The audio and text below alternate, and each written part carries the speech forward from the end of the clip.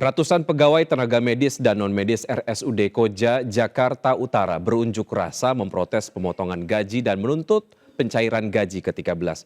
Unjuk rasa digelar di lobi utama RSUD Koja, Jakarta Utara.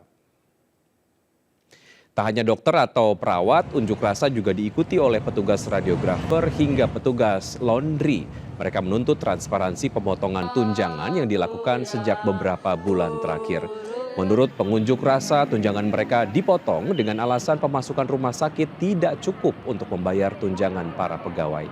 Unjuk rasa akhirnya bubar setelah pihak manajemen RSUD Kota menemui perwakilan pengunjuk rasa. Meski diikuti ratusan pegawai, namun operasional rumah sakit tidak terganggu karena pengunjuk rasa didominasi pegawai yang sedang libur atau lepas piket.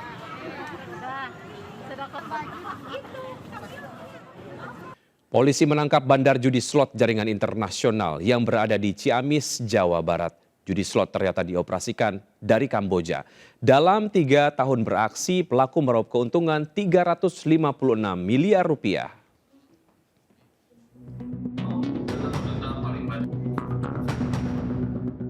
Polisi bekuk seorang pria berinisial TCA bandar judi online di kawasan Ciamis, Jawa Barat.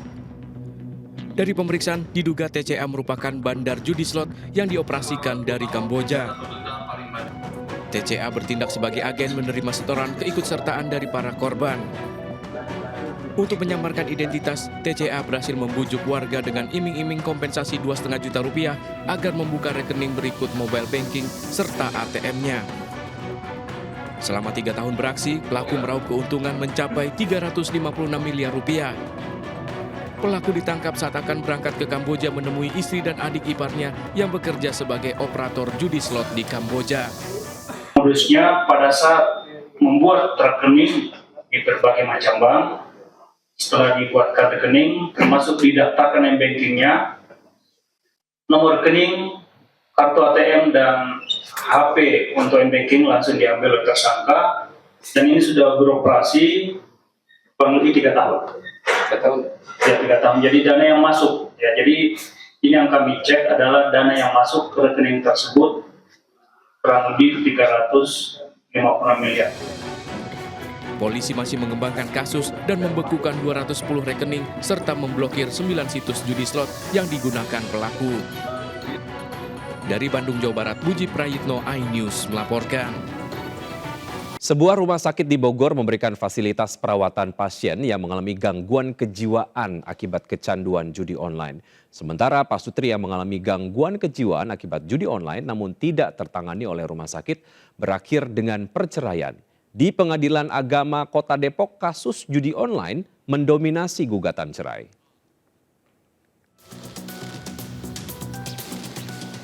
Rumah Sakit Jiwa Marzuki Mahdi di Kota Bogor tengah merawat pasien gangguan kejiwaan yang disebabkan karena kecanduan judi online.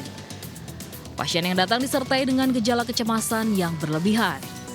Setelah dilakukan asesmen, baru diketahui penyebab kecemasan pasien karena kecanduan judi online. Perawatan kejiwaan yang intensif dilakukan oleh tim dokter agar pasien tidak melakukan tindakan-tindakan kriminal. Karena begini loh, ada yang datang juga tetap dengan cemas ya, keluhannya. Karena kan biasanya ada kecemasan. Nah kemudian masalah kepribadian juga ada. Dan itu kan semua masuk di dalam gangguan, dalam payung besar gangguan jiwa begitu. Di kemudian dalam proses kami mengetahui, oh ternyata ada penyertanya gitu ya.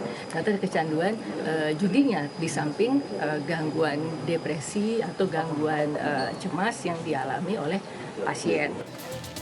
Sementara itu gangguan kejiwaan akibat judi online pada Pak Sutri yang tidak tertangani oleh rumah sakit biasanya berakhir dengan perceraian. Di Pengadilan Agama Kota Depok, 70% jumlah perceraian diakibatkan karena kasus judi online dan jerat pinjaman online akibat judi online.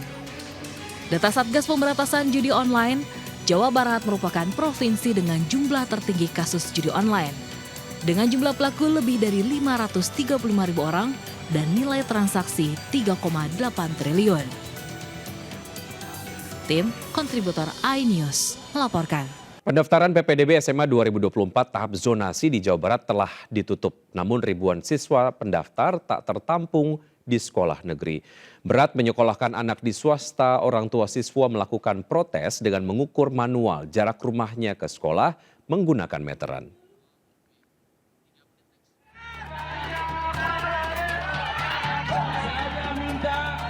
Kepada pihak pemerintah.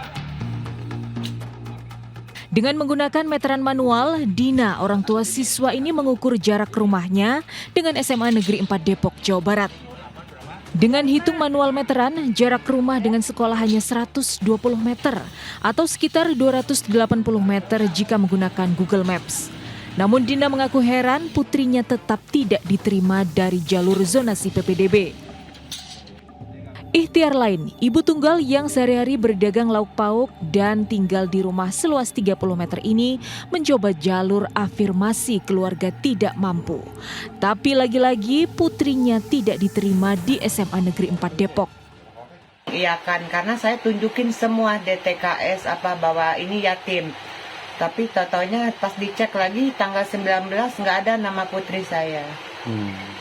Itu nggak ada penjelasan apapun kenapa nama anak ibu tidak ada itu?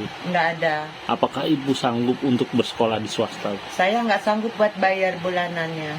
Dari segi apapun ya harusnya masuk gitu kan. Kalau kita melihat fakta dan kenyataan bahwa pihak sekolah mau memverifikasi gitu faktual.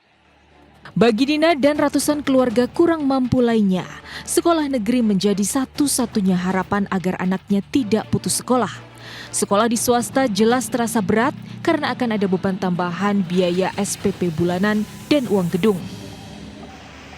Sayangnya jumlah sekolah negeri di kota penyangga ibu kota tidak sebanding dengan banyaknya siswa pendaftar. Di Depok, Jawa Barat, jumlah SMA negeri hanya 15 dengan daya tampung rata-rata 250 hingga 300 siswa. Sementara jumlah lulusan SMP jauh lebih besar dari daya tampung. Kondisi makin carut-marut seiring banyaknya manipulasi data kartu keluarga dan dugaan suap serta gratifikasi. Pemkot Depok menyebut fasilitas SMA negeri merupakan kewenangan Pemprov Jawa Barat.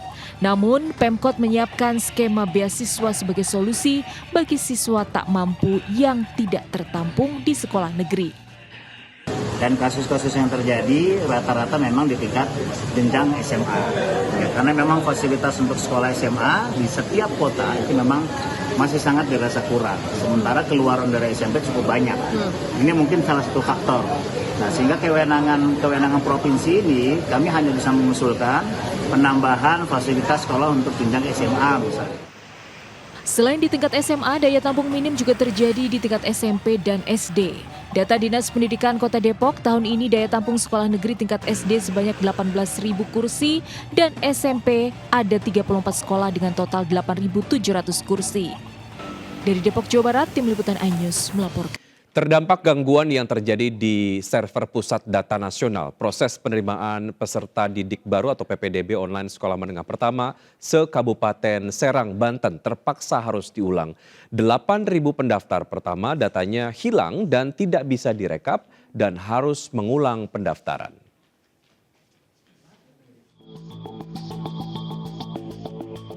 Dinas Pendidikan Kabupaten Serang, Banten mengumumkan PPDB online seluruh SMP di Kabupaten Serang diulang karena terdampak gangguan server Pusat Data Nasional.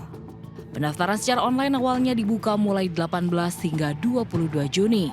Namun baru berjalan 2 hari, server PPDB di Kemenkominfo tidak bisa diakses. Padahal selama 2 hari pendaftaran, sudah ada 8.000 calon siswa yang telah mendaftar.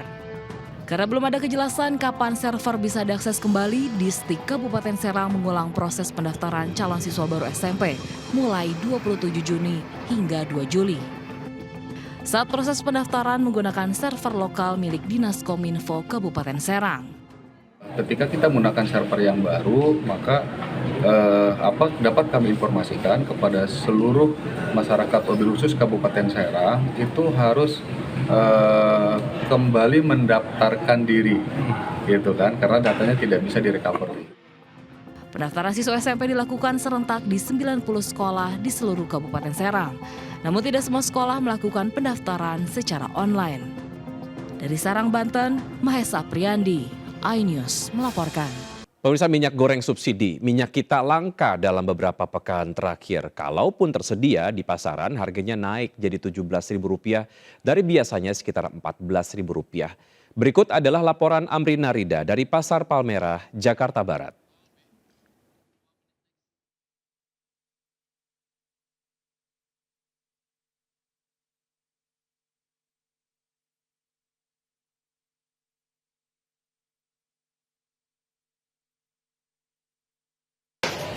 Ya, pemirsa, dalam beberapa waktu terakhir ini, harga minyak goreng subsidi dari pemerintah yakni minyak kita mengalami kenaikan dari harga eceran tertinggi yakni Rp14.000 sekarang naik menjadi lebih dari Rp14.000. Bahkan stok dari harga atau minyak goreng minyak kita yang 1 liter ini kosong dan di salah satu toko ya ada di Pasar Palmerah Jakarta Pusat, ini sekarang hanya tersedia minyak kita dengan ukuran 2 liter yang harganya ini lebih dari harga eceran tertinggi yang seharusnya kalau 2 liter adalah Rp28.000.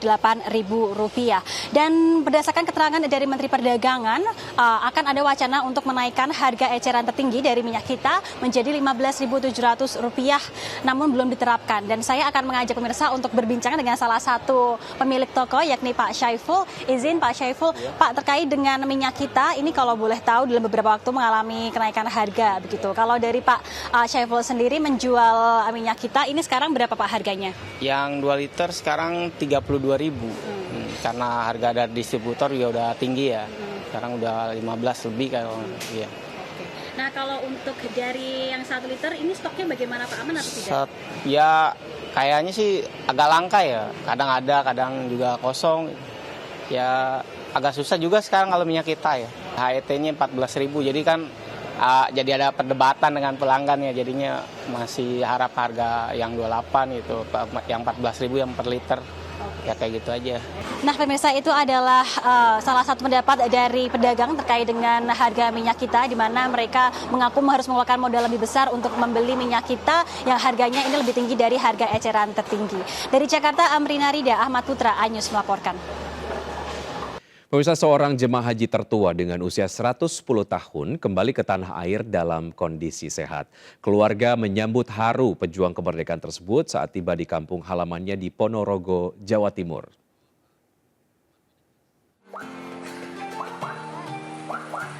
Kedatangan rombongan jemaah haji disambut sukacita dan haru oleh keluarga di halaman kantor Kementerian Agama Ponorogo, Jawa Timur.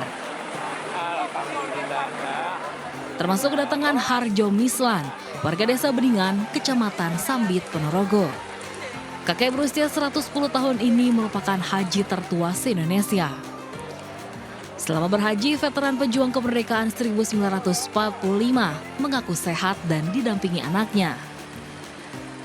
Bapak selama ibadah haji itu sehat walafiat.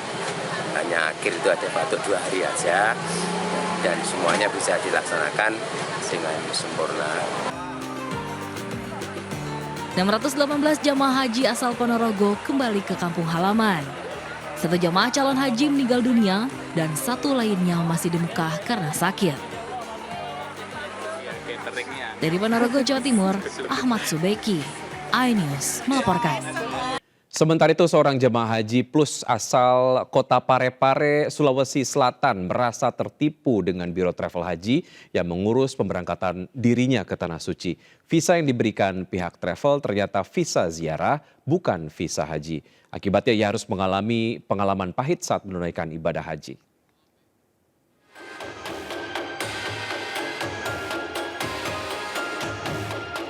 Bersama puluhan jamaah haji lainnya, Siam Sinar harus tidur beralaskan lantai dan mendapatkan makanan yang tidak layak saat menunaikan ibadah haji di Tanah Suci. Jamaah haji plus asal kota Parepare, Sulawesi Selatan ini bahkan harus kucing-kucingan dengan kepolisian Arab Saudi dan melewati jalan tikus setiap menjalankan proses haji. Padahal Siam Sinar telah membayar paket haji plus seharga Rp200 juta. Ini terjadi karena visa yang digunakan Siam Sinar untuk berhaji ternyata visa ziarah. Siam Sinar baru mengetahuinya saat di bandara. Selain visa, Siam Sinar juga diberikan kartu nusuk atas nama orang lain. Lama baru kita masuk ke Mekah, itu pun kita lewat jalan-jalan tikus. Saya ini sebagai korban karena merasa tertipu dan merasa terselimi karena saya juga dibuatkan video, diharamkan saya makan makanan travel dan menikmati fasilitas travel, dan sedangkan saya lunas pembayaran 1 bulan sebelum berangkat. Meski telah menjalani semua syarat sahaji, Syamsinar kini akan melaporkan pihak travel tersebut atas dugaan penipuan. Dari Parepare, Sulawesi Selatan, Erwin Eka Pratama, iNews melaporkan. Ya, pemirsa, bingung menghabiskan waktu libur sekolah anak, jalan-jalan ke pusat perbelanjaan bisa jadi pilihan praktis, mudah, dan menyenangkan. Terlebih lagi, Living World menggelar event Summer Snowland di mana anak-anak bisa merasakan sensasi bermain salju seperti di luar negeri.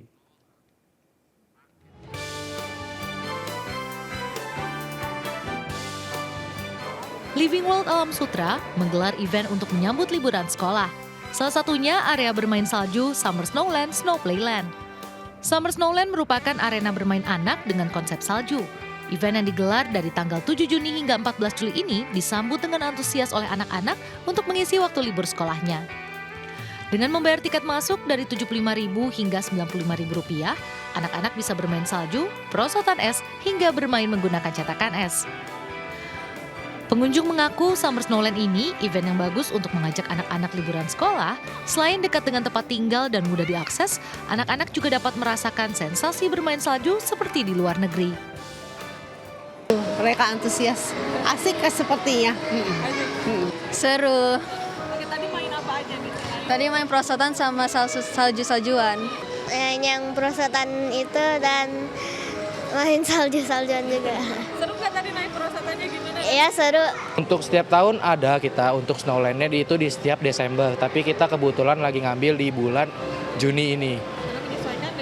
Liburan anak sekolah. Untuk antusiasnya sih sangat senang anak-anak karena liburan sekolah. Untuk harga tiketnya kita kena di harga Rp95.000. Untuk pendampingnya Rp50 dan untuk tiket VIP-nya Rp300.000. Wahana ini dapat menjadi pilihan berlibur Anda dan anak-anak untuk menghabiskan waktu libur sekolah. Dari Tangerang, Banten, Wenda Nura, Tri Julianti melaporkan. Pemirsa, pemanasan audisi Indonesian Idol 2024 digelar jelang ajang audisi Indonesian Idol 2024. Semarang menjadi kota pertama audisi Indonesian Idol 2024 musim ke-13. Pemanasan audisi Indonesian Idol 2024 ini digelar di Atrium Mall Paragon Semarang berlangsung meriah dihadiri ratusan penggemar. Penampilan Paul dan Roni berhasil mencuri perhatian pengunjung yang hadir. Semoga Semarang ataupun kota-kota lainnya nanti bisa menciptakan musisi-musisi baru untuk tanah air dan ya Idol adalah tempat yang tepat. Semarang menjadi kota pertama dalam audisi Indonesian Idol musim ke-13. Jadi dari 13 kota audisi, Semarang dipilih menjadi kota pertama yang akan kita hadiri. Kenapa? Karena sebetulnya kita sudah hampir 6 tahun tidak ke Semarang untuk Indonesian Idol. Audisi Indonesian Idol 2024 di kota Semarang digelar hari ini Jumat 27 Juni di Taman Budaya Raden Saleh, Semarang sejak pukul 7 pagi tadi. Setelah Semarang, rencananya audisi akan digelar di 12 kota lainnya. Dari Semarang, Jawa Tengah, Dimas Yuli, iNews melaporkan. Pemirsa, PT MNC Land Tbk dengan kode emiten KPIG menggelar rapat umum pemegang saham tahunan dan rapat umum pemegang saham luar biasa di Gedung iNews Tower, Jakarta. Rapat mengumumkan kenaikan pendapatan bersih di tahun 2023 sebesar Rp1,421 triliun.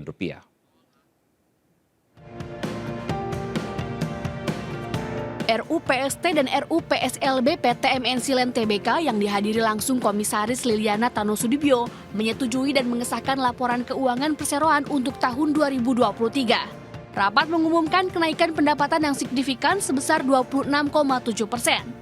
Kenaikan pendapatan diperkuat dari segmentasi fasilitas seperti hotel dan resort yang menorehkan pencapaian utama di angka 60% sebesar 811,9 miliar dibandingkan pada tahun 2022 yang hanya 507,5 miliar rupiah. Di samping memaparkan kinerja tahun 2023 yang mengesankan itu, direksi juga memaparkan rencana perseroan ke depan. Kami sedang fokus di pada pengembangan kawasan ekonomi khusus karena di situ adalah suatu area kawasan yang sangat strategik dan merupakan tujuan kami menjadikan suatu tujuan destinasi kelas dunia.